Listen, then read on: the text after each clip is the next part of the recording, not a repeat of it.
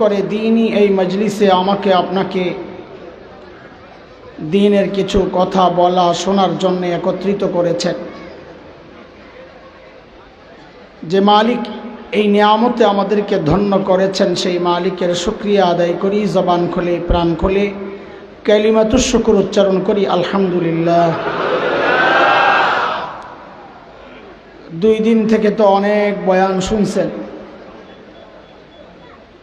সামনে আরো বড় বড় ওয়াইজরা আসবেন, দেশ বিখ্যাত ওয়াইজ যারা আপনাদের এলাকার খুব নাগালের মধ্যে চলে আসছে। আমাদের 2 জন মেহমানই আমাদের সর্বোচ্চ 40 মিনিট পথ চলার দূরত্বে আছে, সময় মতো চলে আসবে ইনশাআল্লাহ। আরো বয়ান আজকে শুনবেন। আমি ফাঁক দিয়া একটু ওই যে মনে আসেনি আপনাকে, এখন তো এই সিস্টেম নাই, মাছ ধরার আগে জাল টাল মারার আগে পুকুরে গোবর আর কুড়া দিয়া আগে একটু আদার দিয়া মাছ হাজির করে, তো মাছ আওয়ার পরে জাল খেয়াও দেয়। এটা সিস্টেম ছিল না, এমন পোলাপাইন তো কইতার না। তা আমি আইসি একটু কুড়া দিতাম আর কি, লোকজন জমা হইলে এরপরে খেয়াও দিব আমার পরের 2 ভাই ইনশাআল্লাহ। ঠিক আছে না ইনশাআল্লাহ? তা আপনারা এখন কুড়া টুরা খান, সময় মতো বয়ান হবে ইনশাআল্লাহ। কুরআন আল কারীমের সূরা নূর 55 নম্বর আয়াত তিলাওয়াত করেছি। যদি মনে থাকে, সময়ও পাই, তো ইনশাআল্লাহ বয়ানের শেষ দিকে এই আয়াতের অর্থটা আপনাদেরকে শোনাব ইনশাআল্লাহ। এর আগ পর্যন্ত এই আয়াতে আল্লাহ সুবহানাহু ওয়া তাআলা কি বলতে চেয়েছেন সেই বিষয়গুলো নিয়ে আমি কথা বলবো ইনশাআল্লাহ। একটু মনোযোগ লাগবে, যারা আশেপাশে আওয়াজ করতেছে তাদেরকে নিজে আওয়াজ করা ছাড়া থামাইয়া দিই। আমাদের থামাইতে গিয়ে আওয়াজ আরো বেশি হয়, বুঝছেন না? হাতের ইশারায় থামাইয়া দিই।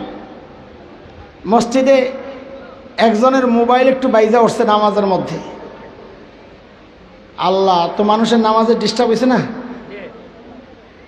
কিছু বুজুর্গ আছে নামাজের পরে এমন চিল্লানি মারে, হ্যাঁ মোবাইলটা বন্ধ করে না, কই থাকে এমন খবর থাকে না? আরে আল্লাহ, এই ব্যাটারটা তো অনিচ্ছায় বাচ্চে, এখন তুমি যে চিল্লাইতেছো কত মানুষের ডিস্টার্ব হইতেছে। তা আমরা অনেক সময় থামাইতে যাইয়াও ডিস্টার্ব করি। তো যারা আমরা আওয়াজ করতেছি তারা নিজেরাই থেমে যায়, যারা থামাইতে যাব তারাও আওয়াজ ছাড়া থামায়। আসেননি আপনারা? একটু মনোযোগ দিয়ে একটা পড়া মুখস্থ করাবো আজকে ইনশাআল্লাহ। আল্লাহ যদি আগামী বছর আবার আনে, যদি বেটারা দাওয়াত দেয় আর কি, না দিলে তো নাই, তো ইনশাআল্লাহ ওই পড়া আবার জিজ্ঞাসা করো, দেখবো কে পড়া শোনাইতে পারে। দোস্ত, আল্লাহ সুবহানাহু ওয়া তাআলা জমিনে যত নবী পাঠিয়েছেন আলাইহিমুসসালাতু ওয়াসসালাম, এই সমস্ত নবীকে আল্লাহ তাআলা কখন পাঠিয়েছেন? আল্লাহ তাআলা যখন দেখেছেন তার বান্দা ধ্বংসের খাদে, ওই বিপন্ন বিপর্যস্ত মানবতাকে রক্ষার জন্যে, ওই জাহান্নামের রাস্তায় দৌড়াতে থাকা মানুষগুলোকে জান্নাতের রাস্তায় ওঠায় দেওয়ার জন্যে, ওই অসুস্থ মানুষগুলোকে সুস্থ করার জন্যে আল্লাহ সুবহানাহু ওয়া তাআলা যুগে যুগে হযরতে আম্বিয়া আলাইহিমুসসালামকে দুনিয়ায় পাঠিয়েছেন। যেমন হযরতে মূসা আলাইহিস সালামকে আল্লাহ দুনিয়ায় কখন পাঠাইছেন? আল্লাহ তাআলা যখন দেখেছেন বনি ইসরাইলের উপর ফেরাউন এবং তার বংশের লোকেরা এমন নির্যাতন চালাচ্ছিল যে বনি ইসরাইল ধ্বংস হয় প্রায়। নির্যাতনের কিছু ধরন কোরআন আল কারীমের মধ্যে আসছে হযরতে মূসা আলাইহিস সালামের বক্তব্য থেকে। সূরা ইব্রাহিম আমি একটা বলছি, সূরা ইব্রাহিম আয়াত 6। হযরতে মুসা আলাইহিস সালামের বক্তব্য আল্লাহ কোরআনে এনেছেন, নির্যাতনের ধরন দেখাইতেছেন। আল্লাহ কি বলেন? وَإِذْ قَالَ مُوسَى لِقَوْمِهِ اذْكُرُوا نِعْمَةَ اللَّهِ عَلَيْكُمْ إِذْ أَنْجَاكُمْ مِنْ آلِ فِرْعَوْنَ يَسُومُونَكُمْ سُوءَ الْعَذَابِ وَيُذَبِّحُونَ أَبْنَاءَكُمْ وَيَسْتَحْيُونَ نِسَاءَكُمْ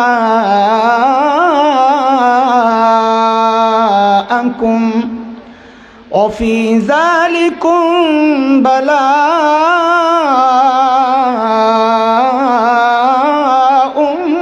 مِّن رَّبِّكُمْ عَظِيمٌ।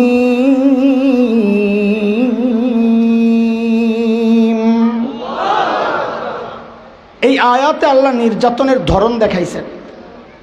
ইয়াস্তাহইউনা নিসাআকুম, হযরতে মুসা বলেন যে তোমাদের মেয়েদেরকে ফেরাউন ছেড়ে দিত। মুফাসসিরিনে কেরাম বলেন বাঁচিয়ে রাখতো, যেন বড় হইলে কাজ করানো যায়, ভোগ করানো যায়। আর ছেলে জন্ম নিলে গণকদের স্বপ্নের ব্যাখ্যায় ফেরাউন ক্ষমতা হারানোর এত ভয় পাইছে, ছেলে হওয়ার সাথে সাথেই ফেরাউন জবেহ করে হত্যা করত। একটু বুঝে শুনে জবাব দেন। এই ছোট্ট শিশু সদ্যজাত, যার হাড়গুলো এখনো গোশতের মতো নরম, আচ্ছা বলেন তো এই ছোট্ট বাচ্চার পক্ষে ফেরাউনের মতো এমন শক্তিধর বাচ্চাকে ক্ষমতা থেকে নামানোর সামর্থ্য ছিল? এটা সম্ভব? তো ফেরাউন এই পিচ্চিরে এত ভয় পাইত কেন?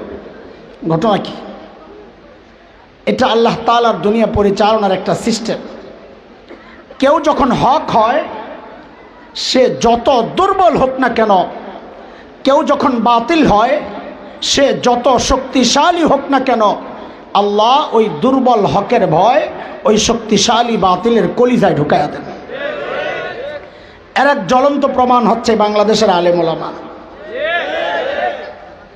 দুনিয়ার কত জায়গা দেখলাম, আমার ছোট্ট মানুষের ছোট্ট অভিজ্ঞতা, সারা দুনিয়ার মধ্যে সবচাইতে নিরীহ প্রাণীর নাম বাংলাদেশের আলেম ওলামা। আহারে, শাইখুল ইসলাম আল্লামা আহমদ শফি নওয়ারাল্লাহু মারকাদাহ জীবনের শেষ সময়গুলো যখন কাটাচ্ছিলেন, জীবন সায়ান্নে, তো হুইল চেয়ারের মধ্যে সোজা হইয়া বসে থাকতে পারেন না, কাইত হয়ে যাইতেন। আল্লামা হাফেজ জুনায়েদ বাবনগরী নওয়ারাল্লাহু মারকাদাহ মানুষটা সোজা হইয়া দাঁড়াতে পারতেন না, পা কাজ করে না। এই দুর্বল মানুষগুলো, অথচ আমরা দেখেছি এই দুর্বল মানুষগুলোর ভয়ে গোটা দুনিয়া ছিল অস্থির। কেন? কারণ ওই একটাই, দুর্বল হলে কি হবে? মানুষ যে হক, আল্লাহ এই দুর্বল হকের ভয় শক্তিশালী তাগুতের কলিজায় ঢুকাইয়া দিছে। মোল্লা মুন্সি করে এত ভয় পান কেন? কি আছে আমগো কাছে? গোমরটা কয়া দেমো, কি আছে কয়া দেমো? তো ডর ভাঙবো নি একটু? তাইলে আপনারা যেটারে পিস্তল আর বন্দুক মনে করতেছেন, এটা পিস্তল আর বন্দুক না, ওটা মিসওয়াক। এটা কি? আর যেটারে গুলির সরা মনে করছেন, এটা গুলির সরা না, তো ওটা তসবিয়া না। এত ডরান কি জন্যে? আর যেটিরে এসিড মনে করছেন, এসিড না, এটা তাহাজ্জুদের চোখের পানি। হ্যাঁ, এগুলারে ডরানোর কারণও আছে। সারা দুনিয়াকে জ্বালায়া দেওয়ার জন্য একজন আল্লাহওয়াল আর কষ্টের এক ফোঁটা চোখের পানিই তো যথেষ্ট। আচ্ছা ঠিক আছে, ওই লাইনে কথা বললে অন্যদিকে যাবো গা। আমার একটা বিষয়ের উপর কথা বলার জন্য আসার সময় কানে কানে বলছে, দুইজনে বলছে।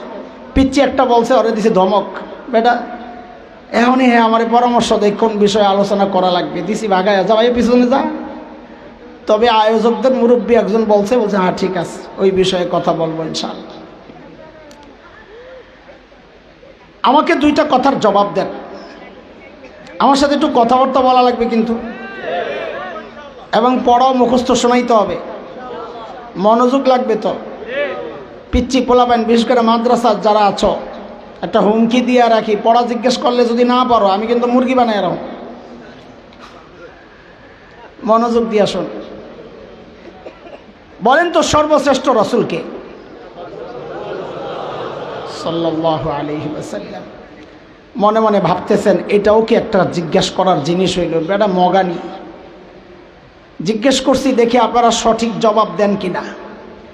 জবাব সঠিক, কিন্তু নাম্বার আমি আপনাদের 100 দেব না। কেন? কারণ হচ্ছে সর্বশ্রেষ্ঠ রসুলকে পায়া কি আপনারা খুশি না? এটা আমাদের গর্ব না? জবাবে কিন্তু গর্ব প্রকাশ পায় নাই।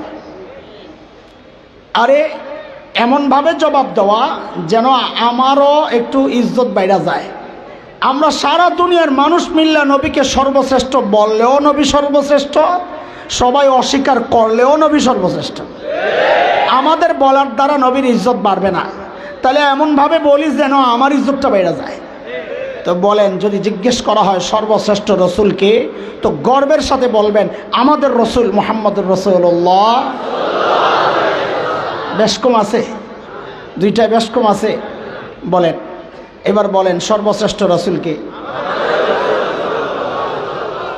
নাম্বার একটু কম পাইছেন, ঠিক আছে, সামনেরটা পুরো নাম্বার পাওয়া লাগবে। রোগী যদি ছোট হয়, ধরেন আমার গলা ব্যথা করতেছে, এই ছোট্ট রোগের চিকিৎসার জন্যে মানুষ কি দেশ সেরা ডাক্তারের কাছে যায় নাকি এলাকার ডাক্তারের কাছে যায়? প্রাথমিক ডাক্তার, এলাকার ডাক্তার, ঠিক আছে। কিন্তু রোগী যদি বড় হয়, কত বড় রোগী যত বড় মানুষ তালাশ করে ডাক্তারও। খেয়াল করেন, মূল পয়েন্টে ঢুকতেছি, আস্তে আস্তে ভিতরে ঢুকা লাগবে। তো আমার একটা দরজা বাইর করতেছি, ঢুকার লইগা। যেহেতু আল্লাহ তাআলা নবীদেরকে দুনিয়ায় পাঠিয়েছেন দুনিয়ার অসুস্থ মানুষের চিকিৎসার জন্যে, বুঝা গেল আল্লাহ সর্বশ্রেষ্ঠ রসুলকে ওই যুগেই পাঠাইছেন যেই যুগের মানুষগুলো ছিল মানব ইতিহাসের সবচাইতে জঘন্য আর খারাপ মানুষ। বলে কেমনে বুঝলেন এটা? বলে ডাক্তার যেহেতু সবচাইতে বড়, বোঝা গেল রোগীও সবচাইতে। সেই যুগটাকে বলা হয় আইয়ামে জাহিলিয়া। কি বলা হয়? বর্বরতার যুগ। বর্বরতার মাত্রা কত দূর ছিল যে ওদেরকে ঠিক করার জন্য আল্লাহ সর্বশ্রেষ্ঠ রসুল পাঠাইলেন। ইতিহাস পড়েন, দেখবেন গায়ের লোম দাঁড়ায়া যায়। মানুষ এতটা খারাপ হইতে পারে? একটা পয়সার জন্য মানুষ খুন করত। মূর্তি পূজা এখনো তো হয় না, তখনও হতো। তো পার্থক্য কি? এখন মসজিদের মধ্যে মূর্তি রেখে পূজা করা হয়, অথচ তখন বাইতুল্লাহর ভেতরেই 360 মূর্তি, ঘরের মধ্যে আলাদা মূর্তি, মন্দিরে আলাদা মূর্তি। সফরে বের হলে সাথে করে বগলের নিচে করে আলাদা মূর্তি নিয়ে যাইত। কেন? রাস্তায় পূজা করার জন্য যদি আবার খোদা না পাওয়া যায়, পরে আরেক বিপদ না? রাস্তায় সুন্দর একটা পাথর দেখছে, তো পকেটের মূর্তি বগলের নিচের মূর্তিরে ফালাইয়া দিয়া ওই পাথরের পূজা করা শুরু করছে। যেটা সুন্দর লাগে সেটারই পূজা করে। জন্ম নিয়ন্ত্রণ এখন হয় কি হয় না? তখনও হতো। পার্থক্য কি? পার্থক্য হচ্ছে এখন জন্ম নিয়ন্ত্রণ হয়, পেটের মধ্যে বাচ্চা নষ্ট করা হয় অথবা আসতে দেওয়া হয় না। আর তখন জন্ম নিয়ন্ত্রণ হতো বাচ্চা হওয়ার পর দেখতো ছেলে না মেয়ে। যদি দেখছে ছেলে রেখে দিত, আর যদি দেখছে মেয়ে, এটা ছিল বাবার জন্যে সামাজিক কলঙ্ক। আমি মেয়ের বাবা, ওই কলঙ্ক থেকে বাঁচার জন্যে বাবা নিজ হাতে নিজের কলিজার টুকরা মেয়েকে জীবন্ত দাফন করে দিত। কোরআন সূরা নাহল 58-59 আয়াত। এই কথাগুলো আল্লাহ এনেছেন তাফসিরে, দেখে নিয়ে আমি শুধু আয়াতটা পড়ে দিই, ব্যাখ্যায় যাব না, এটা আমার আলোচনার বিষয় না। وَإِذَا بُشِّرَ أَحَدُهُم بِالْأُنثَىٰ ظَلَّ وَجْهُهُ مُسْوَدًّا وَهُوَ كَظِيمٌ يَتَوَارَىٰ مِنَ الْقَوْمِ مِن سُوءِ مَا بُشِّرَ بِهِ أَيُمْسِكُهُ عَلَىٰ هُونٍ أم يدسه في التراب ألا ساء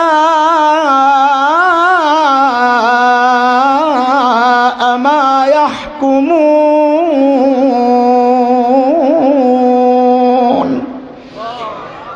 ব্যাখ্যা দেখে নিয়েন। এই ছিল সামগ্রিক অবস্থা। মানুষগুলো এতটা খারাপ হওয়ার পেছনের মৌলিক কারণ কি ছিল?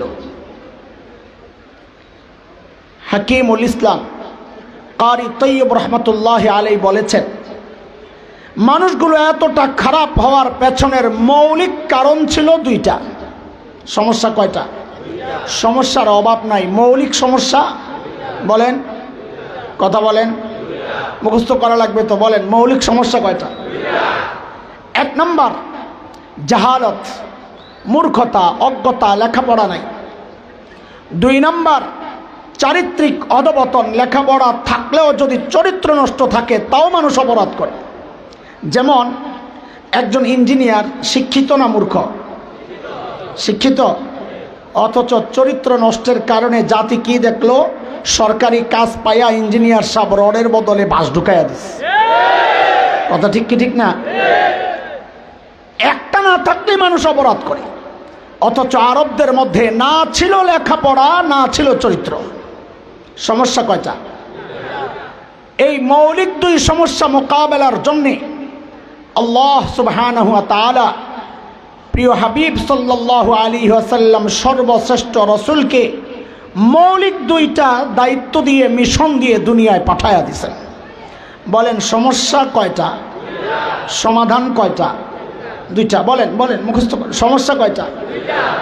মানুষগুলো সবচেয়ে খারাপ হওয়ার পেছনের মূল সমস্যা কয়টা?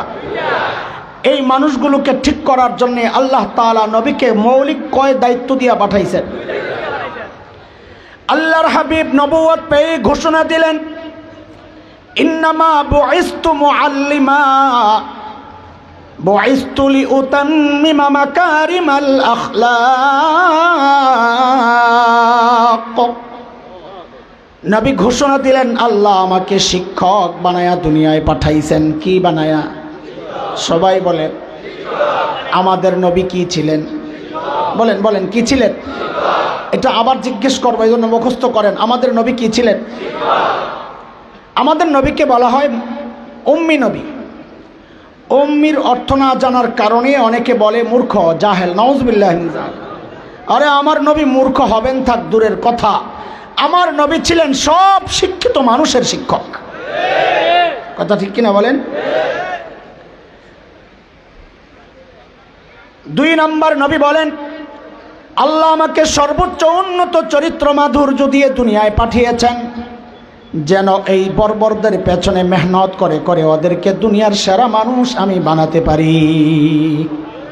চলেন আবার পেছনে যাই। আমার নবী কি ছিলেন? সবাই বলেন। কিছু কথা বলবো। ওই যে গত বছর বলছিলাম যে মাঝে মাঝে ওয়াজও করি, মাঝে মাঝে ওয়াশও করি। গত বছর তো মনে হয় ওয়াশ করিয়া গেছিলাম না রে পোলা ভাই, মনে আছে তো? হ্যাঁ, গত বছর ওয়াজ আসিল না ওয়াশ আসিল? ওয়াশ। মাশাআল্লাহ, গত বছর ওয়াশ আসিল না ওয়াজ আসিল? ওয়াশ। আচ্ছা ঠিক আছে, তো এই বছর ওয়াজই করব, তবে একটু ওয়াশ করে লই।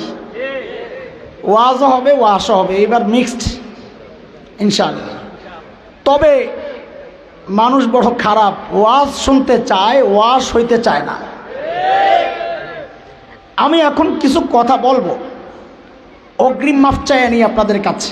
যারা মাদ্রাসার সাথে সম্পৃক্ত না, তাদের দিলে আঘাত লাগতে পারে।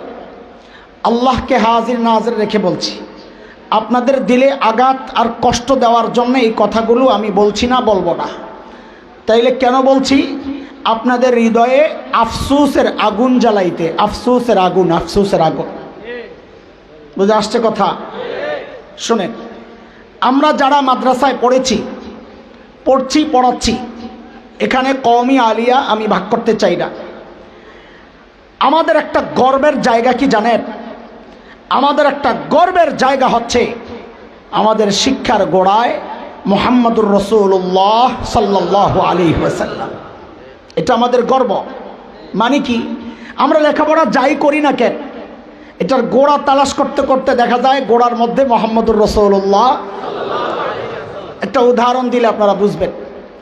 ধরেন আমরা বুখারী শরীফ পড়েছি, এখানে অনেক আছেন বুখারীর ছাত্র ওস্তাদ, বুখারী পড়ান এমনও থাকতে পারেন, আমি তো চিনি না। আমিও আলহামদুলিল্লাহ পড়েছি।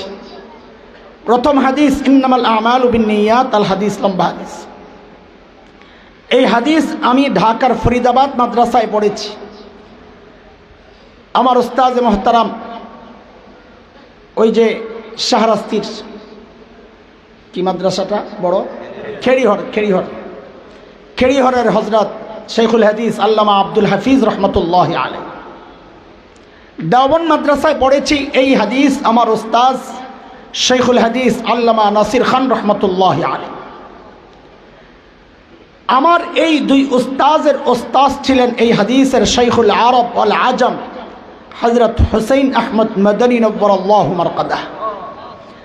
তার উস্তাদ ছিলেন শেখুল হিন্দ মাহমুদ হাসান দেওবন্দি রহমতুল্লাহ আলাইহি। তার উস্তাদ ছিলেন ব্রিটিশ বিরোধী আন্দোলনের অন্যতম সিপাহ সালার, মুজাহিদে মিল্লাত, দারুল দেওবন্দের অন্যতম প্রতিষ্ঠাতা কাসিমুল উলুম আল খায়রাত ইমাম কাসিম নানতুবি রহমতুল্লাহ আলাইহি। তার উস্তাদ ছিলেন শাহ আব্দুল গনি মুজাদ্দিদ দেহলভী রহমতুল্লাহ আলাইহি। তার উস্তাদ ছিলেন শাহ মুহাম্মদ ইসহাক আদ-দেহলভী রহমতুল্লাহ আলাইহি। তার উস্তাদ ছিলেন শাহ আব্দুল আজিজ মুহাদ্দিস দেহলভী রহমতুল্লাহ আলাইহি। তার উস্তাদ ছিলেন শাহ ওয়ালিউল্লাহ মুহাদ্দিস দেহলভী রহমতুল্লাহ আলাইহি। তার উস্তাদ ছিলেন আবু তাহের আল মদনী রহমতুল্লাহ আলাইহি।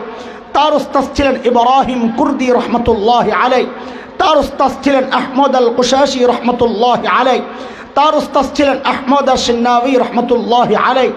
তার উস্তাদ ছিলেন জৈনুদ্দিন আল মিসরি রহমতুল্লাহ আলাইহি। তার উস্তাদ ছিলেন মুহাম্মদ আর রমালি রহমতুল্লাহ আলাইহি। তার উস্তাদ ছিলেন আহমদ ইবনে আলী আল হাজার আসকালানি রহমতুল্লাহ আলাইহি। তার উস্তাদ ছিলেন ইব্রাহিম আত-তানুখি রহমতুল্লাহ আলাইহি। তার উস্তাদ ছিলেন আবুল আব্বাস আল হাজ্জার রহমতুল্লাহ আলাইহি। তার উস্তাদ ছিলেন আবু আলী আজ-জুবাইদি রহমতুল্লাহ আলাইহি। তার উস্তাদ ছিলেন আবুল হাসান আদ-দাউদি আবুল ওয়াক্ত আস-সিজজি রহমতুল্লাহ আলাইহি।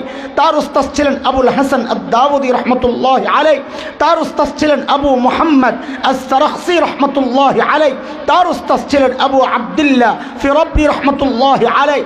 তার উস্তাদ ছিলেন মুহাম্মদ ইবনে ইসমাঈল ইমামে বুখারী রহমতুল্লাহ আলাইহি।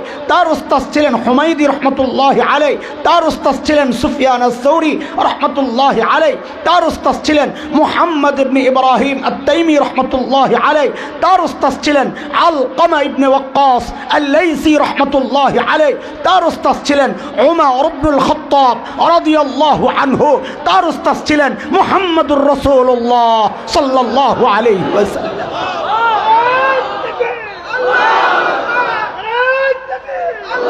এটা আমাদের গর্ব, আমাদের শিক্ষার গোড়ায় মুহাম্মদুর রাসূলুল্লাহ সাল্লাল্লাহু আলাইহি ওয়াসাল্লাম। আপনারা যারা মাদ্রাসায় পড়েন নাই কষ্ট নিয়েন না, একটু জিজ্ঞেস করতে চাই, আপনারা যেই লেখাপড়া করছেন এই লেখাপড়ার শিক্ষার গোড়ায় কে? খুঁজে পেবেন না, খুঁজবেন কয়েক ধাপ যায়া দেখবেন আর পান না খুঁজা।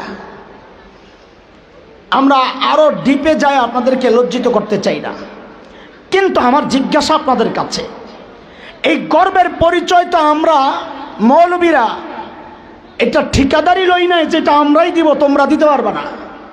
সুযোগ আপনাদেরও ছিল, কেন বঞ্চিত হইলেন? কেন পারেন না? এজন্যে যে আপনার সামনে, আপনার সন্তানের সামনে এমন এক সিলেবাস রাখছে, ওরা এই সিলেবাস পড়ে মুহাম্মদুর রাসূলুল্লাহকে শিক্ষার গোড়ায় বলবেন থাক দূরের কথা, এই গর্বের পরিচয় দিবেন থাক দূরের কথা, এখন তো আপনাকে শেখানোর চক্রান্ত চলছে। আপনার আরেকটা গর্বের পরিচয় ছিল, আমি নবী আদমের সন্তান, সেই নবী আদমের সন্তান। এই পরিচয় থেকেও আপনাকে বঞ্চিত করার জন্যে নতুন পড়ালেখা আসছে, প্রমাণ করতে চাচ্ছে যে আপনি বানরের সন্তান। নাউযুবিল্লাহি মিন যালিক। দোস্ত, মৌলবী কেন চিল্লাবে এই বিষয়ে? আমার সন্তান তো এই লেখাপড়া করবে না, আমার সন্তান তো কালা রাসূলুল্লাহ পড়ে তো ইনশাআল্লাহ, জাযাকাল্লাহ, পড়বে তো আপনাদের সন্তান। তো আমরা চিল্লাইতেছি কেন? এই চিৎকার তো দেওয়ার কথা আপনার।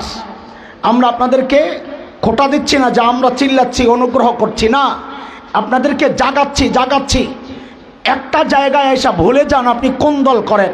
সেই জায়গা হচ্ছে ঈমান আর আকীদার, বিশ্বাস আর চেতনার জায়গা। এখানে ভুলে যান আপনি কোন দল করেন। নৌকায় সিল মারেন না ধানের শেষে মারেন, লাঙ্গলে মারেন না হাত পাখায় মারেন না কোন মার্কায় সিল মারেন, ভুলে যান। প্রতিজ্ঞাবদ্ধ হন, যদি দেশ আক্রান্ত হয়, যদি মানচিত্র আক্রান্ত হয়, যদি আমার ঈমান আকীদা বিশ্বাসের জায়গায় কেউ আঘাত করতে চায়, আওয়াজ একসাথে উঠাইতে হবে, আলাদা আলাদা না। মৌলবী একা উঠাবে না, মৌলবীর হাতে হাত রাইখা কাঁধে কাঁধ মিলাইয়া একসাথে আওয়াজ উঠাইতে হবে। বাংলাদেশে নাস্তিকতার চর্চা করতে দেওয়া হবে না।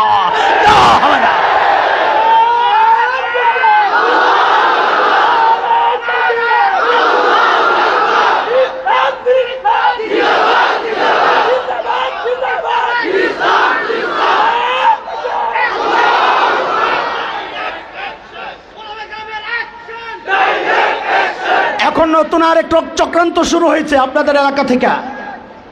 সেই চক্রান্ত হচ্ছে কওমি মাদ্রাসাকে মূল ধারার শিক্ষা ব্যবস্থার সাথে নাকি মিলাবে। মূল যদি হন আল্লাহ, তো মূল ধারার শিক্ষা হচ্ছে দ্বীনি শিক্ষা। মিলাইতে যদি হয় অন্য শিক্ষারে মাদ্রাসা শিক্ষার সাথে মিলাও, কথা কন ঠিক কিনা? এগুলো হচ্ছে চক্রান্ত। শুনে, আমি রাজনীতির মানুষ না, কাউকে ক্ষমতায় ওঠানোর রাজনীতি হাসান জামিল করে না, কাউকে নামানোর রাজনীতিও করি না, কিন্তু এটা আমার অস্তিত্বের প্রশ্ন। এই কওমি মাদ্রাসা, এটা আমার চেতনা, এটা আমার বিশ্বাস, এটা আমার আকীদত, এটা আমার আকাবির আসলাফের রেখে যাওয়া আমানত। এই আমানতে যদি কোনো কুলাঙ্গার হাত দিতে চায়, আল্লাহর কসম খায়া বলি, টেকনাফ থেকে তেতুলিয়া আন্দোলনের দাবানল জ্বলে উঠবে, দাবানল জ্বলে উঠবে। আছেন সাথে ইনশাআল্লাহ? বলেন ইনশাআল্লাহ। আমাদেরকে আগায়া দিয়া মই টান দিবেন না তো, আপনাদেরই জরুরত। আমি তো আমার সন্তানরা ইনশাআল্লাহ কলা কলা রাসূলুল্লাহই পড়াবো, দুনিয়া ঘোড়ার ডিমে যাক, দরকার নাই। আমি স্কুলে পাঠাবো না, আমি মাদ্রাসায় পাঠাবো না, তুই কি করবি? আমি আমার ঘরে আমার সন্তানরা হাদিস পড়াবো, তুই কি করবি? সমস্যা তো আপনাদের। আপনি তো নিজে শিখেন নাই, তো সন্তানরা কেমনি শিখাইবেন? আওয়াজ উঠাইতে হবে না একসাথে ইনশাআল্লাহ। আল্লাহর হাবিব ওই 2 মিশনে যখন এই বর্বরদের পেছনে মেহনত শুরু করলেন, আরে এখন আর বর্বরগুলো বর্বর নাই, ওদের নতুন পরিচয় হয়ে গেছে। বলে নতুন পরিচয়টা কি? বলেন। বলে আমি কি বলবো, মালিককে জিজ্ঞেস করো। মালিককে জিজ্ঞেস করলাম, মালিক এই বর্বরদের নতুন পরিচয় বলেন। আল্লাহ তাআলা জানায়া দিলেন, সীমাহুম ফি ওয়ুজুহিহিম মিন আথারিস সুজুদ। ওদের চেহারার মধ্যে সেজদার চিহ্ন দেখবা। আল্লাহু আকবার। বলে সেজদার চিহ্ন তো বাহির দিয়া, তার মানে বাহিরে ফিটফাট, আবার ভেতরে সদরঘাট কিনা? আল্লাহ বলেন না না, আমার নবীর সাহাবীরা বাহিরও 1 নাম্বার, ভেতরেও 1 নাম্বার। বলে আমরা বুঝবো কেমনে? আল্লাহ যেন বলেন, তোর বোঝার দরকার কি? আমি পরীক্ষা লইছি, ওই পরীক্ষায় ওরা পাস। উলাইকাল্লাযীনা ইমতাহানাল্লাহু কুলুবাহুম লিত্তাকওয়া লাহুম মাগফিরাতুন ওয়া আজরুন আযীম।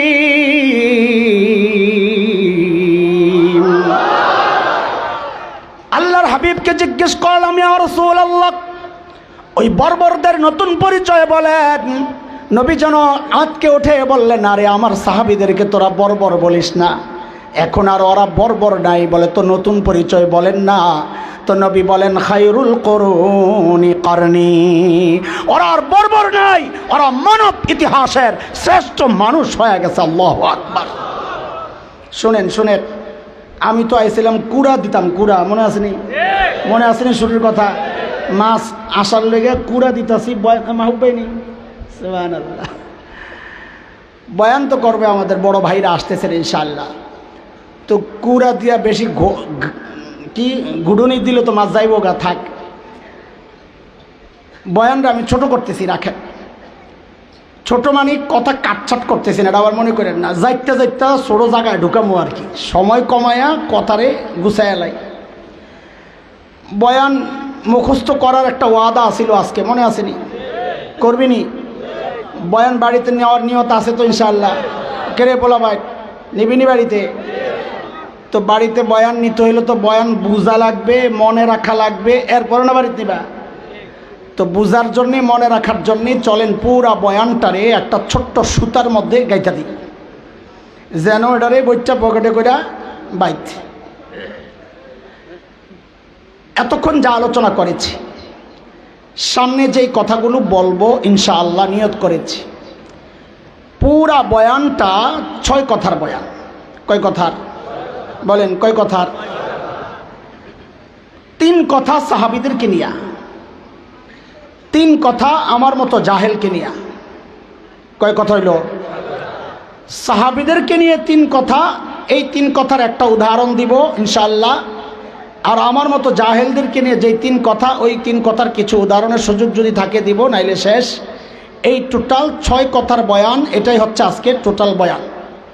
কয় কথা? সাহাবীদেরকে নিয়ে কয় কথা? আমি বলবো, আমার সাথে সাথে বলবেন, জবাব দিতে যায়েন না। আমি প্রশ্ন করছি না, পড়া মুখস্থ করাইতেছি। বলেন, সাহাবীদেরকে নিয়ে কয় কথা? তো এইবার বলেন, ওরা ছিল কি? বলে না সবাই? সবাই বলতে হবে। বলেন, ওরা ছিল কি? অবাক হওয়ার মতো একটা ভাব নিয়ে বলেন, হইল কি? আবার আবার ওরা ছিল কি? আহা, আওয়াজে বলতেছে, সবাই বলে না। বলেন, ওরা ছিল কি? হইল কি? মাঝখানে ঢুকলো কি? আবার আবার ওরা ছিল কি? হইল কি? মাঝখানে ঢুকলো কি? বুঝেন তো, বলতে মজা লাগবে। ওরা ছিল কি? ছিল মানব ইতিহাসের সবচাইতে খারাপ মানুষ। বলে এই কথা বারবার কোথেকে কোন আপনি? হিসাব সোজা। কারণ ওদেরকে ঠিক করার জন্যে আল্লাহ সবচেয়ে বড় ডাক্তার পাঠিয়েছেন। ডাক্তার যেহেতু সবচাইতে বড়, বোঝা গেল রুগীও ছিল সবচাইতে বড়। হিসাব সোজা। বলেন, ছিল কি সবচাইতে খারাপ মানুষ? বলেন, সবচাইতে। হইল কি? সবচাইতে। আরে আশ্চর্য, সবচাইতে খারাপ মানুষগুলো সবচাইতে ভালো মানুষ হয়ে গেল কিসের ছোঁয়ায়? মাঝখানে কি ঢুকছে? কয় কোরআন। মাঝখানে কি ঢুকছে? বলেন, মাঝখানে ঢুকছে কি? তো এবার বলেন আবার 3 কথা, ওরা ছিল কি? হইল কি? মাঝখানে ঢুকলো কি? মুখস্থ হয়েছেনি? না পারলে কিন্তু মুরগি, মনে আসেনি? হ্যাঁ। সাহাবায়ে কেরাম যেই জাহালতকে ছাড়ছেন, ধর্ষণ, জিনা, ডাকাতি, চুরি, মদ, সুদ, ঘুষ, লটারি, সব হানাহানি, কাটাকাটি, জাহালতকে ছাড়ছেন, আমরা ওগুলারে আঁকড়ে ধরলাম। সাহাবায়ে কেরাম যেই কোরআন ধরে সর্বশ্রেষ্ঠ হয়ে গেলেন, আমরা সেই কোরআনকে ছাড়লাম। বলেন, এটা আমার গর্বের বিষয় না আফসোসের বিষয়? তাহলে আমার মতো জাহেল যারা, ওদেরকে নিয়ে 3 কথা বলে ফেলেন। বলেন, ধরলাম কি? সবাই ধরলাম কি? একটা আফসোসের মতো ভাব নিয়ে ছাড়লাম কি? আবার ধরলাম কি? ছাড়লাম কি? এইরকম হাত ওঠান, এরকম হাত ওঠান সবাই। কপালে একটা জোরে বাড়ি মারেন, আহারে করলাম কি? এ মিঠা মিঠা হারে চলবো না, কলিজার থেকে বাইর করবেন, যেন আগের মধ্যে পোড়া গন্ধ বাইর হয়। বলেন, ধরলাম কি? ছাড়লাম কি? আহারে করলাম কি? মুখস্থ হয়েছেনি? কয় কথার বয়ান আজকে? সাহাবীদেরকে নিয়ে কয় কথা? ওরা ছিল কি? হইল কি? মাঝখানে ঢুকলো কি? আমাদেরকে নিয়ে কয় কথা? ধরলাম কি? ছাড়লাম কি? আরে করলাম কি? আসো, আমার জান বাইরে হয়ে যেতেছে। কত বলেছি, কম লাগে, গরম লাগে বুঝানোর লেগে। আল্লাহ না একটা কিস্সা কয়ে লাইতা। কই কন মাই খেয়েছ? ওই কন আমার কিস্সায় লাগাইতে চায়। আর রাগ কমো কমো, রাগ, কিস্সা কম। কিস্সার বিরুদ্ধে তো না আমরা। কোরআনে কিস্সা আছে না? হাদিসে আছে না? আছে। আমরা কিস্সা হইলো ওই কিস্সার বিরুদ্ধে, যে তুমি যে মাঝে মাঝে আব্দুল কাদের জিলানীরে আরশে ওঠাও, ওই কিস্সার বিরুদ্ধে। তুমি যে মাঝে মাঝে হরিণের কিস্সা শোনাও, আমরা ওই কিস্সার বিরুদ্ধে। খামা খাই আজাইরা গল্প, পীর সাহেবের কারামত, এমন কারামত বলে সুবহানাল্লাহ, শিক্ষিত মানুষ হাসে। তো আমাদের বড়দেরকে তুই ছোট করতেছস কেন? এ আজাইরা কারামতে বইলে আমাদের ইজ্জতের জায়গাগুলা, ওই বড়দেরকে তুই উম্মতের সামনে খাটো করস কেন? আমাদের বড়দের জায়গাটাকে আমরা নিরাপদ রাখতে চাই।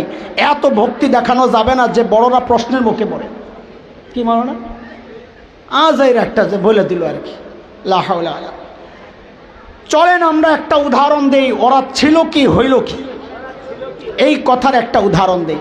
এই মাত্র কিস্সার কথা কইলাম, একটা কিস্সা শোনাই যা, তবে কোনো আজাইরা কিস্সা না, গ্রহণযোগ্য কিতাব থেকে নেওয়া।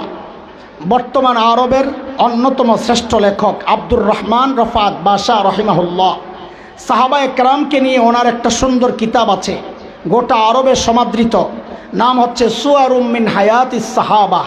যারা নেটে এলম চর্চা করার অভ্যাস আছে আলেমরা, পিডিএফ পাওয়া যায়, নামায়া পড়বেন, দারুণ কিতাব। ঘটনা আগের, আরবি নতুন, কি এক দারুণ সমন্বয়, সুবহানাল্লাহ।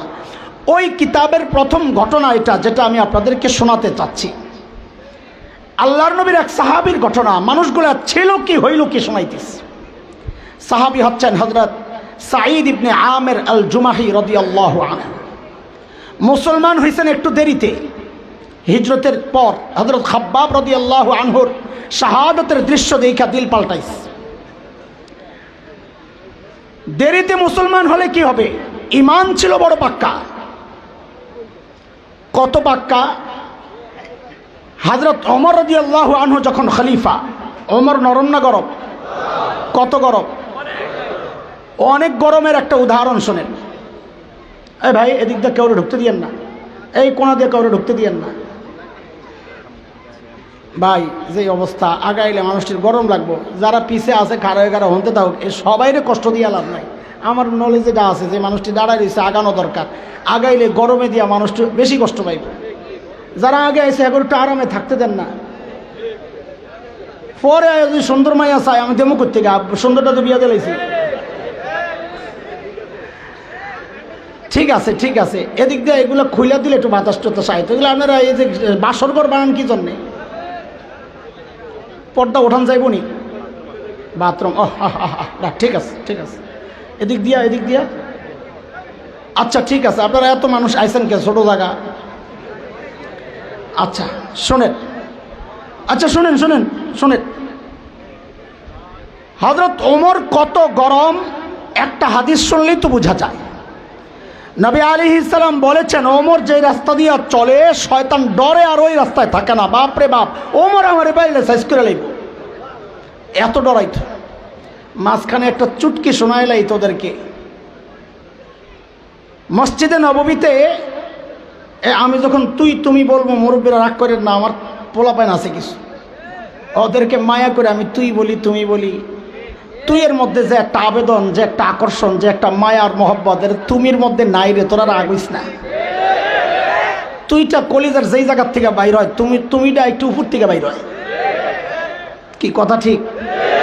তুমির মধ্যে কৃত্রিমতা থাকে, তাকাল্লুফাত থাকে, তুই এর মধ্যে কৃত্রিমতা থাকে না। নিজের সন্তান, নিজের ভাই, এইরকম বইলা কথা বলা হয়। তো রাগ হইস না তোরা। আর রাগ হইলে হেরে আমি কই নাই, যে রাগ হয় নাই হেরেই কইস, ঠিক আছে না? জোরে যায় আমার। মসজিদে নববীতে একটা গেট আছে, বাবে ওমর, ওমর গেট। সাইয়েদনা ওমর এদিক দিয়ে আসা যাওয়া করতেন, সেই স্মৃতি হিসাবে গেটটা বানাইছে। শিয়ারা হযরত ওমরের প্রতি বিদ্বেষ আর ঘৃণা লালন করার কারণে ওই গেটটা দিয়ে আসে না, যায় না, ঢোকে না, বের হয় না। কেন? ওমর যেদিক দিয়ে আসছে আমরা দিক দিয়ে আড়ুন না।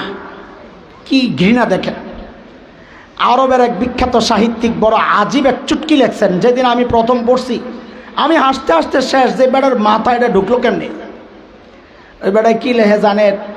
ও ওমর, আল্লাহ আপনার উপর রহম করেন, আপনি যখন জীবিত ছিলেন আপনি যেই রাস্তা দিয়ে চলতেন এই রাস্তায় শয়তান চলতো না। আজকে আপনি মারা গেছেন, এখনো ওই রাস্তা দিয়ে শয়তানের দোসররা চলে না। আল্লাহ, তো এত গরম ওমর যখন খলিফা, একদিন আয়েশা, বেড়ার কলিজায় সাহস কি দেখেন, ঈমান কত মজবুত। আয়েশা একদিন হযরত ওমর রে বলতেছেন, ওমর আল্লাহ দায়িত্ব দিছে ঠিকঠাক মতো আদায় করেন, নাহলে কিন্তু খবর আছে। দেখছেন নি বেড়ার কলিজায় সাহস কত, কোত্থেকে আসছে এই সাহস? মানুষ নিজে যত সৎ হয় তার সাহস তত উঁচা হয়। নিজের মধ্যে যত বেশি দুই নম্বরই থাকবে, কথা বলবে মিনমিন মিনমিন কইরা, আর খালি তেলের দাম বাড়ায়। হযরত ওমর একদিন ধরছেন, ভাইরে তুমি খালি আমারে ওয়াজ করো, দায়িত্ব কিছু তোমরাও লও না। তো জোর করে ধইরা সিরিয়ার এক শহর হিমস, সেই হিমসের গভর্নর বানাইয়া পাঠাইয়া দিছে। সামনের কথাগুলো বোঝার জন্য বাহির থেকে আরো দুইটা কথা বুঝেন। যেই অঞ্চলের মানুষ যত ধনী হয়, ওই অঞ্চলের জনপ্রতিনিধি যারা মেম্বার, চেয়ারম্যান, এমপি, তারাও ওই রকম ধনী হয়। এক কথা। দ্বিতীয় কথা বুঝেন, আজকের দুনিয়ায় Bangkok, Singapore, Thailand, Dubai, Abu Dhabi, Karachi, Bombay, আমাদের চিটাগাং, এগুলো যেমন বাণিজ্যিক শহর, ওই সময়ে গোটা দুনিয়ার বাণিজ্যিক শহর ছিল সিরিয়া। এবার বুঝে শুনে বলেন তো, সেই সিরিয়ার শহর হিমস, সেই হিমসের গভর্নর ধনী হওয়ার কথা না গরিব হওয়ার কথা? ছোট মোটো না অনেক বড়? দেখেন কত বড় ধনী। আহারে মানুষগুলো ছিল কি হইল কি বুঝাইতেছি। ছিল কি, যারা এক পয়সার জন্যে মানুষ খুন করত, সেই মানুষ ইসলামের পর, কোরআনের ছোঁয়া পাওয়ার পর এখন কি হয়েছে দেখেন। হিমস থেকে এক দল আসছে হযরত ওমরের সাথে সাক্ষাৎ করার জন্য। সাইয়েদনা ওমর তাদেরকে বললেন, তোমরা একটা কাজ করো, হিমসের গরিবদের একটা লিস্ট জমা দাও আমার কাছে, আমি বাইতুল মাল, রাষ্ট্রীয় কোষাগার থেকে ওদের জন্য কিছু দিয়ে দিই। বেড়ারা সুযোগ পাইছে তো লিস্ট একটা করছে লম্বা, নিয়ে হযরত ওমরের সামনে পেশ করছেন। ফুকারা ও হিমস, হিমসের গরিবদের লিস্ট। আল্লাহু আকবার। সাইয়েদনা ওমর লিস্টটা ধইরার নজর ফিরাইতে পারেন না, তাকাইয়াই আছেন। কেন? দেখেন যে ওই লিস্টের শুরুর দিকেই হিমসের গভর্নর সাঈদ ইবনে আমের আল জুমাহির নাম। সাইয়েদনা ওমর জানতে চাইলেন, আমি এরকম ফাঁকে এরকম কি ব্যাপার, তোমাদের আমির বুঝি, গভর্নর বুঝি গরিব মানুষ? হিমসের লোকেরা জবাব দিলেন, বালা আমিরুনা আফকারুনা, আমাদের গভর্নর শুধু গরিব না, হিমসের মধ্যে সবচাইতে গরিব। হযরত ওমর এতটা খুশি হয়েছেন, এতটা খুশি হয়েছেন, সাথে সাথে 1000 স্বর্ণ মুদ্রা প্যাকেট করে দূত মারফত পাঠাইয়া দিয়েছেন, যাও আমার পক্ষ থেকে আমার সাঈদকে হাদিয়া দিয়ে আস। কত কত কত? 1000 স্বর্ণ মুদ্রা, বুঝেননি?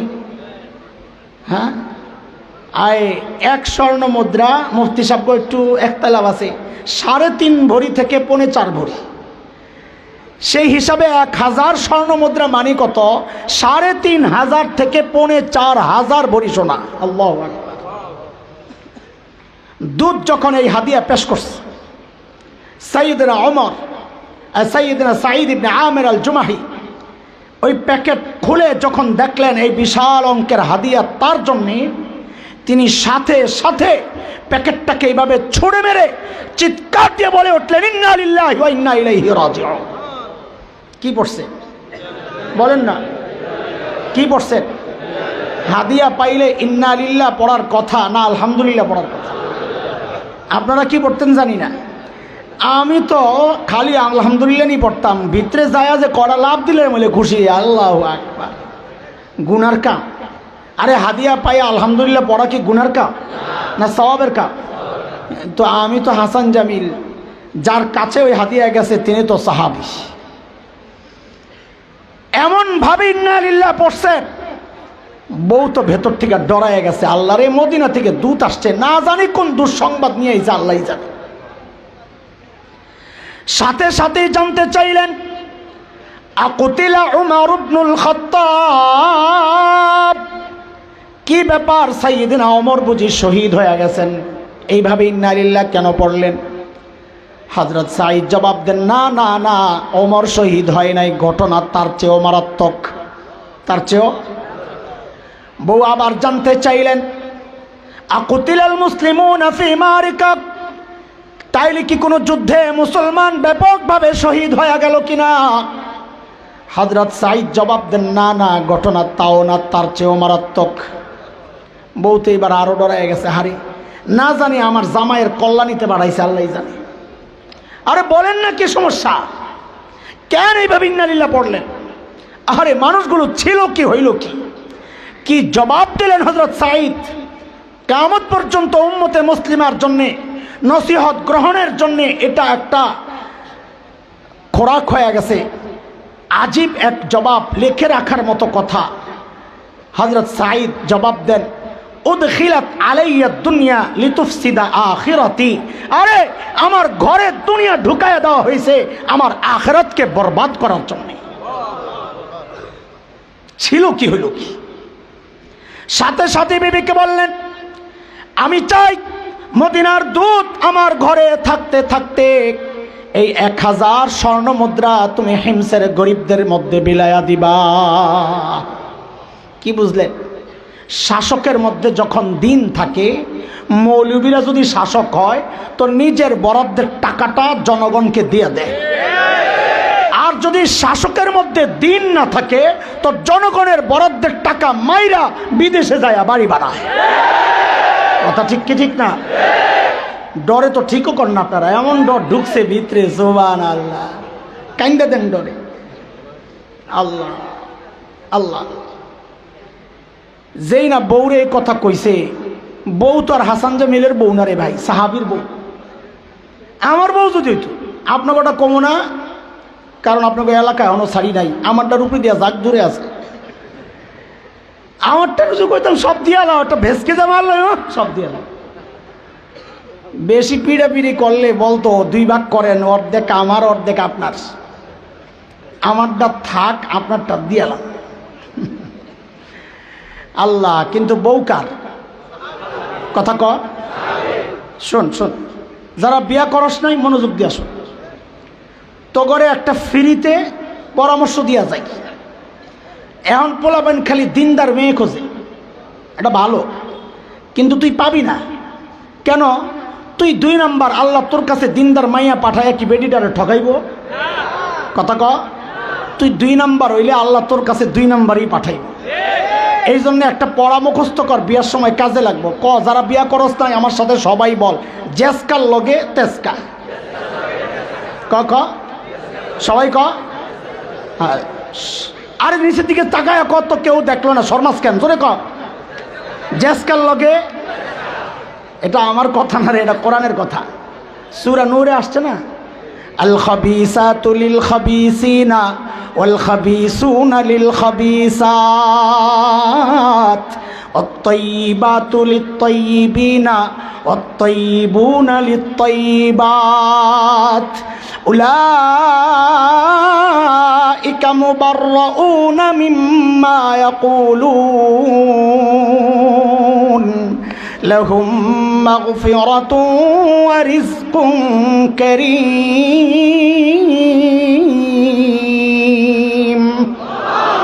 এই পুরা আয়াতের সংক্ষেপ তর্জমা যদি করি তো কি হইব? জেসকার লগে। ঠিক আছে না? হ্যাঁ, আল্লাহ যেই না হযরত সাঈদ বললেন সব দিয়ে দাও, বেডি লগে লগে যায় সব দিয়ে দিস। দুধ এই সমস্ত কারবার দেখা কই আইলাম, এরা মানুষ না ফেরেশতা। দ্রুত ফেরত গেছেন মদিনায়। যায়া হযরত ওমরকে সব গল্প শোনাইছেন। সাইয়েদনা ওমর সব শুই না এতটা খুশি হয়েছেন, এতটা খুশি হয়েছেন, সাথে সাথে বললেন, এই কাফেলা রেডি কর, আমার সাইদকে দেখতে যাব। এটা বর্তমান জমানা না রে। ট্রাভেলসে ফোন দিলে মোবাইলে টিকিট পাঠায়া দেয়, এয়ারপোর্ট যাইয়া মোবাইল দেখাইলে বোর্ডিং পাস দিয়া দেয়, লইয়া প্লেনে উঠা যাও। এত সহজ আছিল না।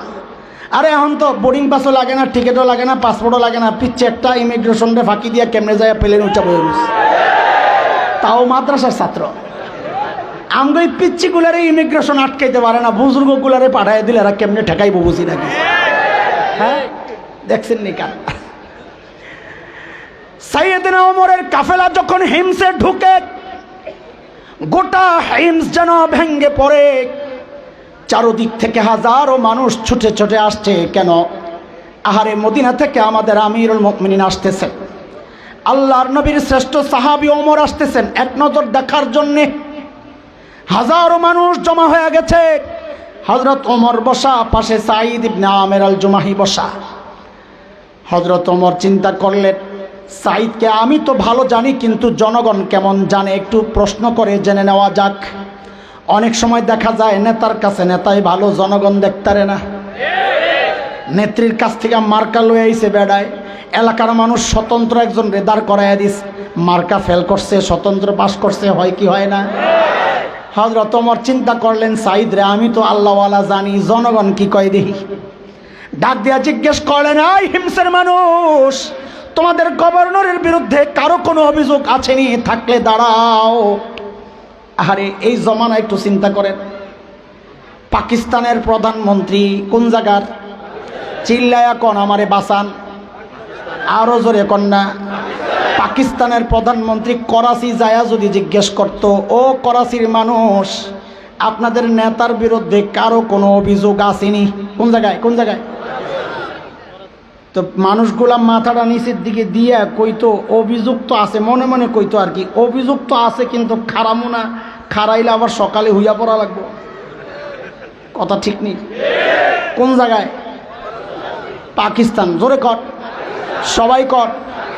খুশি তো? আপনারা খুশি থাকলে আমরাও খুশি। দোস্ত, ইসলামী শাসন ব্যবস্থা না থাকলে দুনিয়ার সব জায়গার একই অবস্থা।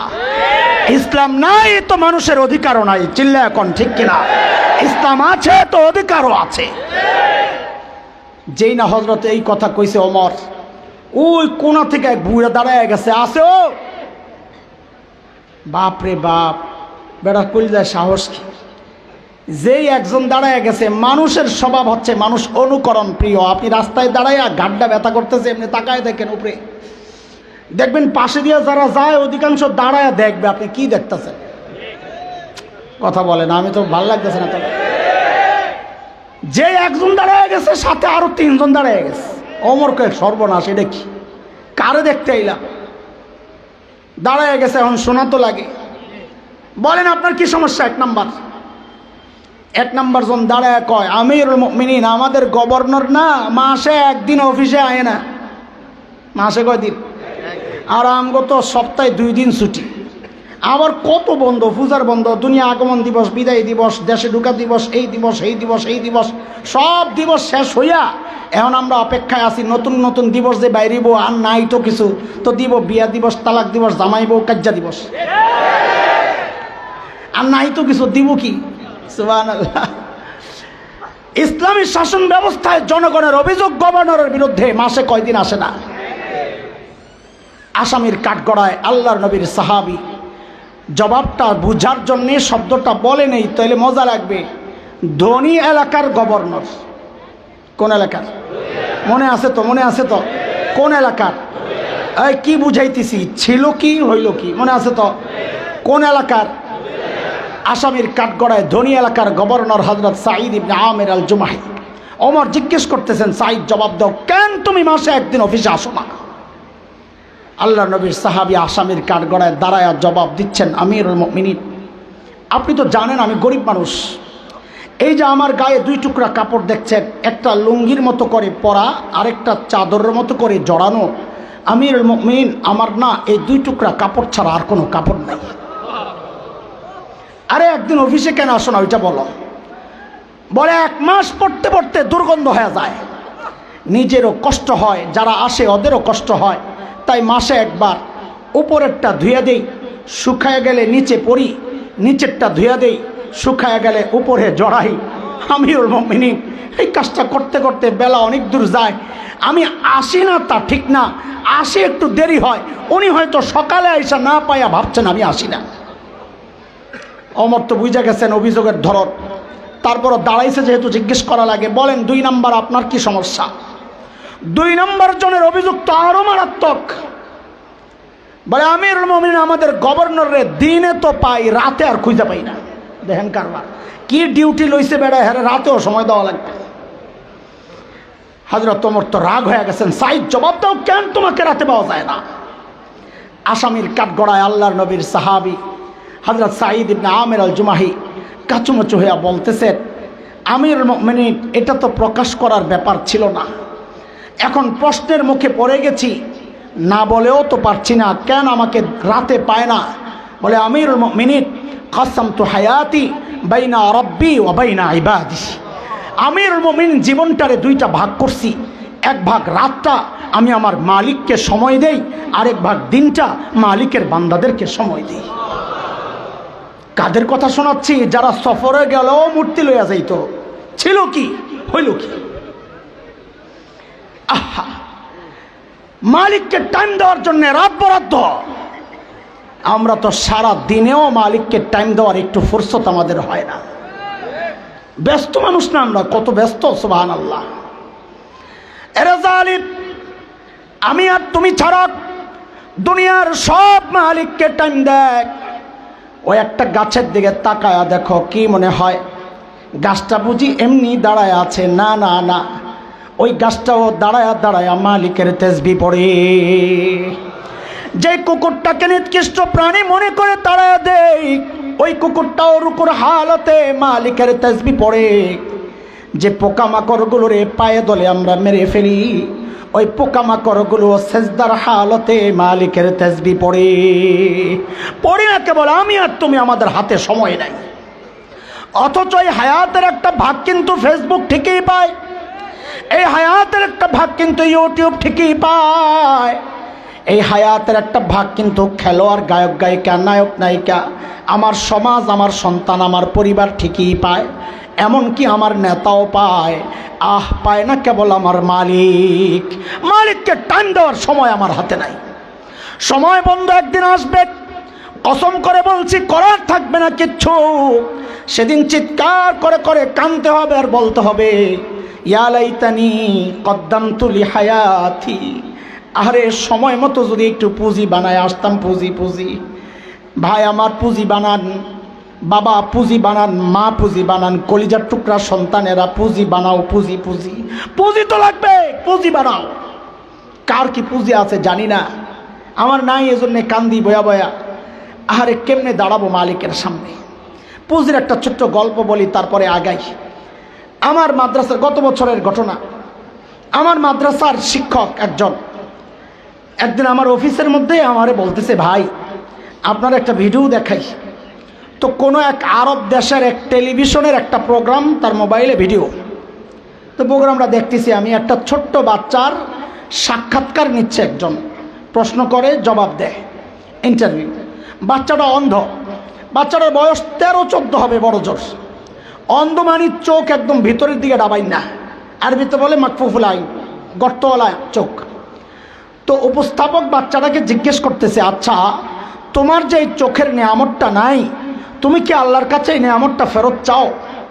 বাচ্চাটা না ভাবলে সেন জবাব দিয়ে দিল যে না না, আমি এই নেয়ামত আল্লাহর কাছে ফেরত চাই না। আমি তো অবাক হয়ে গেছি, আরে বোকা নাকি, চোখের মতো নেয়ামত ফেরত চায় না, কেমন কথা? ভাবলাম বয়স কম, চোখের নেয়ামত কত বড় নেয়ামত এখনো বুঝে উঠতে পারে নাই, এই জন্য হয়তো এইভাবে জবাব দিস। তো আমি তো ভিডিও দেখা অবাক হইছি, কিন্তু যিনি সামনাসামনি বসা তিনি তো আরো অনেক বেশি অবাক হওয়ার কথা, তাই না? তো তিনি অনেক বেশি অবাক হইয়া জিজ্ঞেস করলেন, লিমাজা লিমাজা, আরে কেন তুমি এই নিয়ামত ফেরত চাও না? বিষয় কি? আল্লাহ, বাচ্চাটার জবাবটা শুই না বুঝছি বোকা ও না, বোকা তো আমি, বোকা আমি। আল্লাহকে সাক্ষী রেখে বলছি, ওর জবাবটা শুই না আমি সাথে সাথে কান্না করে দিচ্ছি। বললো কি সে? ও বলে কি জানেন, যখন জিজ্ঞেস করলো কেন তুমি এই নিয়ামত ফেরত চাও না, ও কি পুঁজি বানাইছে দেখেন। আরে পুঁজির কথা বলতিস, কি পুঁজি বানাইছে দেখেন। বলে হাসরের মাঠে যখন বিচারের ময়দান কায়েম হয়ে যাবে, বিচার শুরু হয়ে যাবে, যখন আমার ডাক পড়বে, বলেন এই ছোট্ট বাচ্চা, ওর কি ডাক, ওর চিন্তাটা কত পরিষ্কার, পবিত্র, কত উঁচা। যখন আমার ডাক পড়বে, আমি দুনিয়ায় এই নিয়ামত এই জন্যে চাই নাই, যখন আমার ডাক পড়বে তখন যেন আমি আমার মালিকের সামনে নত জানু হইয়া বলতে পারি, ও আমার মালিক, ও আমার মালিক, দুনিয়ায় তো তুমি আমার এই নিয়ামতটা দেও নাই মালিক। ও মালিক, আজকে এই উসিলায় কি আমার আযাবটার একটু কমায়া দেওয়া যায় না মালিক? আমি কাঁদতেছিলাম। ঠিক উল্টা চিন্তা করে যে আহারে, আমার যখন হিসাব দেওয়ার পালা আসবে, আমার মালিক যদি ঠিক উল্টা প্রশ্নটাই আমাকে করেন তা আমি কি জবাব দিব? উল্টা প্রশ্ন মানি আমি যখন আমার মালিকের সামনে দাঁড়াবো হিসাব দেওয়ার জন্যে, তো আমার মালিক যদি আমাকে জিজ্ঞেস করেন, এরে হাসান জামিল, তোকে তো এই চোখের নিয়ামতটা দিছিলাম, তুই তো ভোগও করছস, এখন আযাবটা একটু বাড়াইয়া দেই, তো আমি কি জবাব দেব? তোকে তো জবানের নিয়ামত দিছিলাম, তুই তো ভোগও করছস, এখন আযাবটা একটু বাড়াইয়া দেই, তো আমি কি জবাব দিব? বাবা আপনি কি জবাব দিবেন? ও যুবক তুমি কি জবাব দিবা? কার কাছে কি পুঁজি আছে? কি পুঁজি লইয়া দাঁড়াইবেন মালিকের সামনে?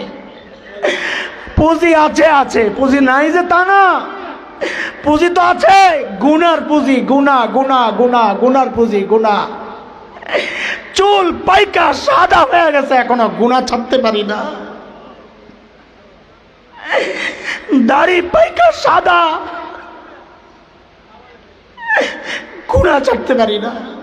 বাবা কবে ছাড়বেন জিজ্ঞেস করি, কবে ছাড়বেন? হ্যাঁ আর কত বলেন তো? যুবক তুই কি ভেবেছিস তোরে আল্লাহ চুল পাকা পর্যন্ত সময় দিবেন, দাড়ি পাকা পর্যন্ত সময় দিবেন? না রে বাপ না। কত বাবাকে দেখলাম সন্তানের লাশ কাঁধে নিয়ে যাইতেছে। আরে কে জানে এই মজলিসেও এমন কেউ থাকতে পারে যার খবর নাই, ও বসে আছে এখানে, অথচ কাফনের কাপড় চলে গেছে দোকানে। এমনও তো হইতে পারে কালকে খবর পাইতে পারেন বয়ান করে গেল মাওলানা হাসান জামিল তো দুনিয়ায় নাই। কোন ভরসায় এমন নিশ্চিন্ত জীবন যাপন করছি? হ্যাঁ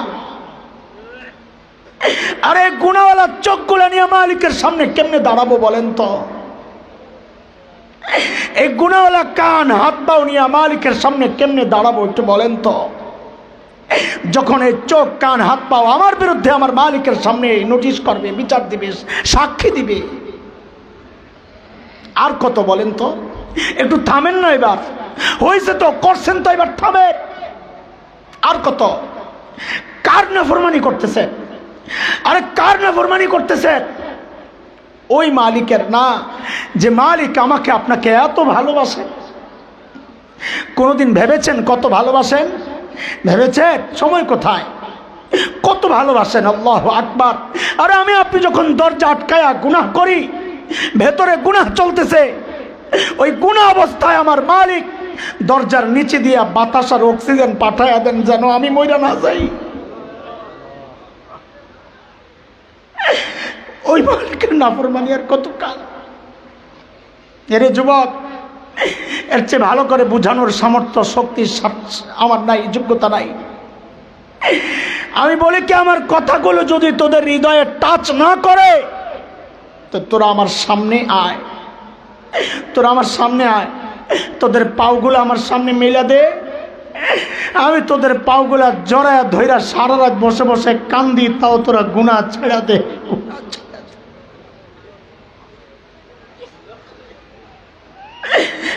বাবা গুনাহ ছেড়ে দেন, গুনাহ ছাড়েন, মা গুনাহ ছাড়েন। হয়েছে তো, এবার থামেন না।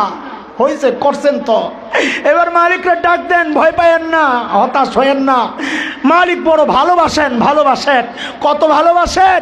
আরে দুনিয়ার মানুষ তো অপরাধীকে খুঁজে শাস্তি দেওয়ার জন্যে, আর আমার এমন একজন মালিক আছেন যিনি অপরাধী খুঁজেন মাফ করার জন্যে।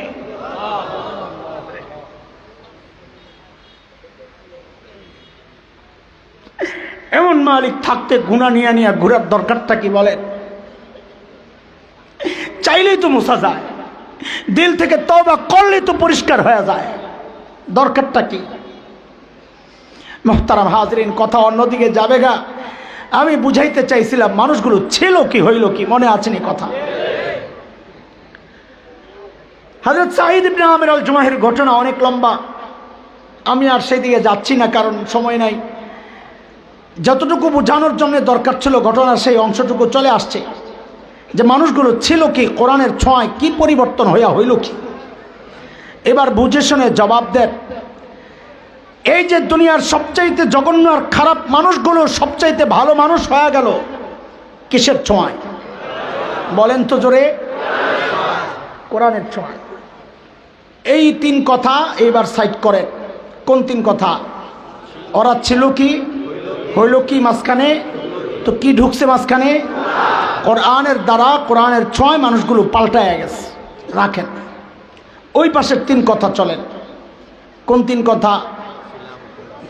ধরলাম কি, ছাড়লাম কি। আহারে, সাহাবায়ে কেরাম যে কোরআন ধরে এত উপরে উঠে গেলেন, আমরা সেই কোরআনকে ছাড়লাম, জীবনে কোরআন নাই। সাহাবায়ে কেরাম যে জাহালতকে ছাড়লেন, আমরা সেই জাহালতে ঢুকে গেলাম। বলেন, এটা আমাদের জন্য গর্ব না আফসোস? আফসোস। বুঝা বলেন, আফসোস। কেন আফসোস? কেন আফসোস এটা বুঝেন, না বুঝলে তো বুঝবেন না। আগে আমাদের মাদ্রাসাওয়ালাদের খবর একটু শুনালেন। আমি ছোট মানুষ, আমারটাই বলি, বড়দের কথা বাদ। আমি যখন ছোট ছিলাম, আমার গলাটা ছিল খুব সুন্দর মিষ্টি। এখন তো ভাঙ্গা ফাড়া বাস হয়ে গেছে, ফাড়াও নাই, এখন সুরসুর হয়ে গেছে। আরেকটা ছিল, আমার ব্রেন ছিল খুব সাফ, যা পড়তাম মনে থাকত, আলহামদুলিল্লাহ। তো ওই যখন 7-8 বছর, তখন আমরা যে বাসায় ধানমন্ডিতে ভাড়া থাকতাম, ওই বাসার বাড়িওয়ালার মেয়েরা, ছেলেরা আমাকে নিয়ে যেত পড়াইতে। ওরা বড় মজা পাইতো আমার এই পড়াইয়া, ইংরেজি পড়াইতো, বাংলা পড়াইতো। তো ওরা অবাক হয়ে যায়, এটা কী জিনিস, বললে দিলেই পারে। তা আমারে আয়া বুঝাইতো, খালাম্মা এই মেধাবী ছেলেটারে নষ্ট করেন না। নষ্ট বুঝছেন নি আপনারা? কি মাদ্রাসায় দিয়েন না। মাশাআল্লাহ। আপনারা একটু বুঝে শুনে বলেন, আমার বাবা মা যে আমাকে মাদ্রাসায় পড়াইছেন, আমারে জিতাইছেন না ঠকাইছেন? ওনারা জিতছেন না ঠকছেন? আরে আমার বাবা মা জিতছেন না ঠকছেন? আমার বাবা মাও জিতছেন, আমারও জিতাইছেন। কেন? কেনটা একটু ছোট্ট করে বুঝেন। নিজেদেরটা আমরা এত বেশি বলবো না, আপনাদেরটাই বলবো। দেখেন, আমি ছোট মানুষ, আমারটা বলতেছি, বড়দের হালত আরো অনেক। আমি কেন ঠকি নাই? দুনিয়ার রাজা বাদশাদের চেয়ারে হয়তো বসি নাই, বসতে পারি নাই, কিন্তু আল্লাহর কসম খায়া বলছি, আমি গুনাহগার হব না, এই জায়গায় আমি মিথ্যাবাদী হব না। আমাদের জন্য আল্লাহ যে ইজ্জত আর মানুষের ভালোবাসা বরাদ্দ রেখেছেন, দিয়েছেন, দুনিয়ার রাজা বাদশারা এর ধারে কাছেও নাই। ঠকছি না জিতছি? জিতবো ইনশাআল্লাহ আখিরাতেও। যখন আল্লাহ বলবেন, ইকরা ওয়ারতাকি ওয়ারাত্তিল কামা কুনতা তুরাত্তিলু ফিদ দুনিয়া ফাইন্না মানজিলাতাকা ইনদা আখিরি আয়াতিন তাকরাউহা। দুনিয়ার সবচাইতে উঁচু বিল্ডিং কোনটা? কোনটা? বুরুজ খলিফা। জানোস তোরা না? বুরুজ খলিফায় উঠছে এমন কেউ আসেনি? আনে উপরে উপরে। তো দুনিয়ায়ও তো আপনারা আমগো উপরে যান নাই। বুরুজ খলিফার সর্বোচ্চ চূড়ায় উঠছি আমি। আরব আমিরাতের প্রেসিডেন্টের দাওয়াত দিয়ে নিছিল গত বছর। তা আমাদেরকে রাষ্ট্রীয় মেহমান হিসাবে রাষ্ট্রের সব আকর্ষণীয় জায়গায় ঘুরাইছে। তো বুরুজ খলিফার উপরে উঠছি। তো উঠছি, ভিতরে একটুও কোনো ইয়ে আসে নাই। আরে বাপরে, কই উঠছি, কেন আসে নাই? থুর, এটা কিছু, এটা কয়তালা? আমারে তো আল্লাহ দিব কোরআনের যেই কয়টা আয়াত, সেই কয়টা তালা, তাও জান্নাতে ইনশাআল্লাহ। ইনশাআল্লাহ। এইটা কি একটা হাতের ময়লা। ঠকি নাই। আমার মা বাবা কি ঠকছেন? কেন ঠকেন নাই? ঠকেন নাই এই জন্যে প্রতিদিন প্রোগ্রাম 2টা 3টা 4টা করে প্রতিদিন। গতকালও 4টা প্রোগ্রাম করতে হয়েছে। ঈদের দিনও আমাদের ছুটি নাই, ঈদের নামাজ পড়াইতে হয় না। এই আগামী রোজার ঈদের পরের দিনও, একেবারে লাগার দিনও 3টা প্রোগ্রাম। এমন কোন দিন তো মনে পড়ে না আমার যে হাত উঠাইয়া বলি না, রব্বির হামহুমা কামা রব্বায়ানি সাগীরা। আমার মা বাবা ঠকছেন না জিতছে? আজকেও এই আজকের কথা শোনাচ্ছি। যেহেতু এলাকায় আসব, নিজের গ্রাম পার হয়ে আসব, বাড়িতে গেছি দুপুরবেলা আগে যায়া মা বাবার জোহরের নামাজ পড়ছি।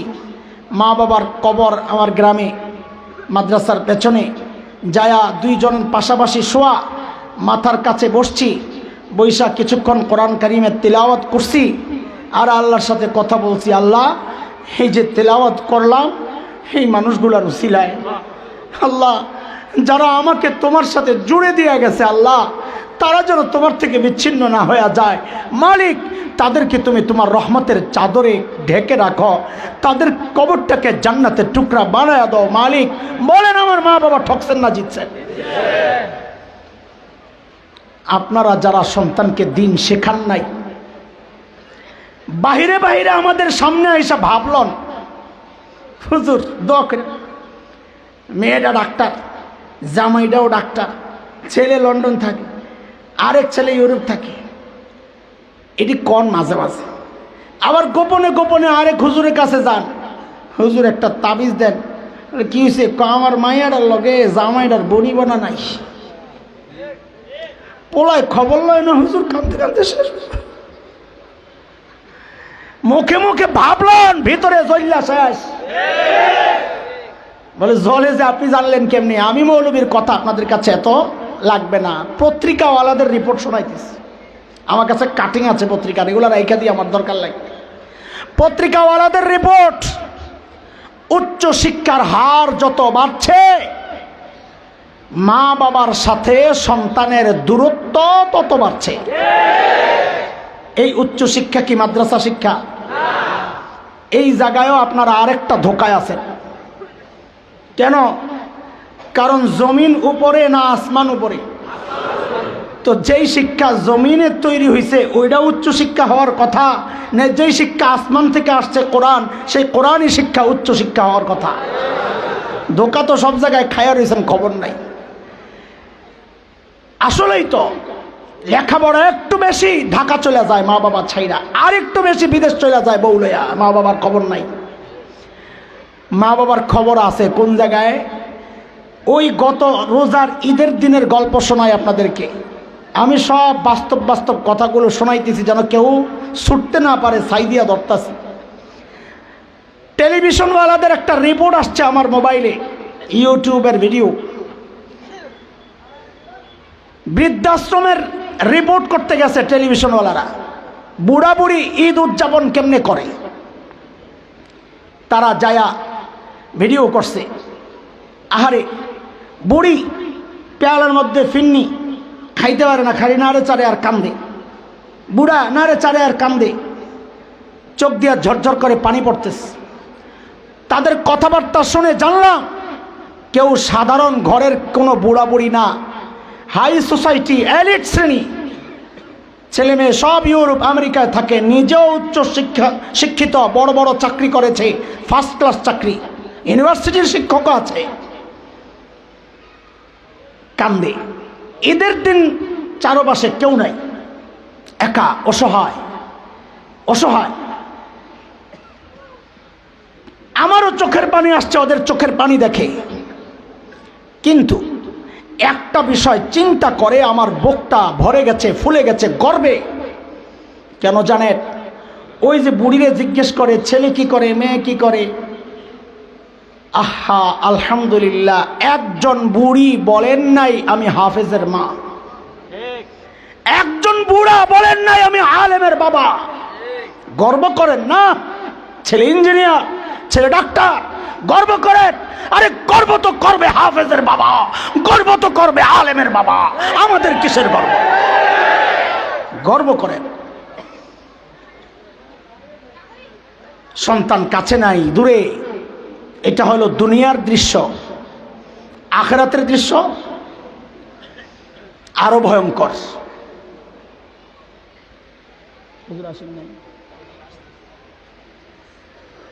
আটকায় রাখছেন আপনারা, সব বিপদ হয়ে যাবে তো আমাদের। এখনো পৌঁছে নাই, 5 মিনিট। ঠিক আছে।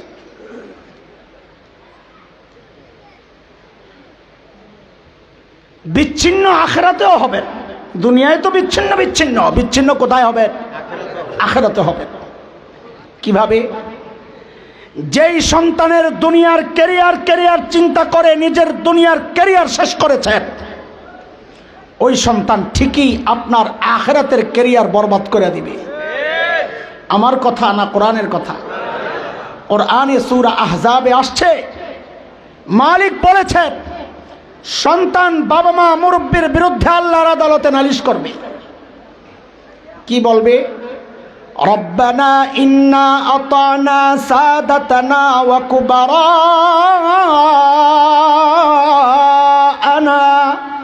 ফাআদাল্লুনা আস-সাবিলা রব্বানা আতিহিম দি'ফাইনি মিনাল আযাব